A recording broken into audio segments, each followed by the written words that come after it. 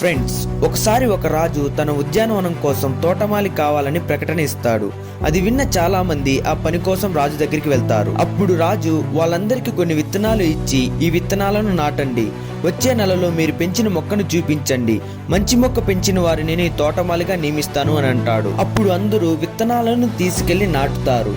కానీ రాము అనే కుర్రాడికి విత్తనాలు మొలకెత్తవు. అతను ఎంత కష్టపడ్డా అవి మొలకెత్తలేదు. అయినా రాము నెల పూర్తయ్యాక ఖాళీ కుండతోనే రాజు ఎదుటకు వెళ్లి ఆ ఖాళీ కుండను చూపిస్తాడు. అలాగే అక్కడ ఉన్న వాళ్ళందరూ తమ పెంచిన మొక్కలను చూపిస్తారు. రాజు వాటినన్నిటిని చూసి ఎవరిని ఎంచుకోవాలో అన్వేషించాడు. చివరికి రాజు రాము వైపు వేలు చూపించి, ఈయన నిజాయితీ కలవాడు, ఈ విత్తనాలు ఉడికించినవి, ఇవి మొలకెత్తవు, కానీ మీరందరూ పని కోసం వేరే విత్తనాలు వేసి తీసుకొచ్చారు. కానీ ఇతను నిజాయితీగా ఖాళీ కుండను తీసుకొచ్చాడు, అందుకే ఇతను తోటమాలిగా నియమిస్తున్నానని ప్రకటిస్తాడు. ఫ్రెండ్స్, ఈ కథలోని నీతి ఏంటంటే నిజాయితీ మనకు విజయాన్ని తెస్తుంది.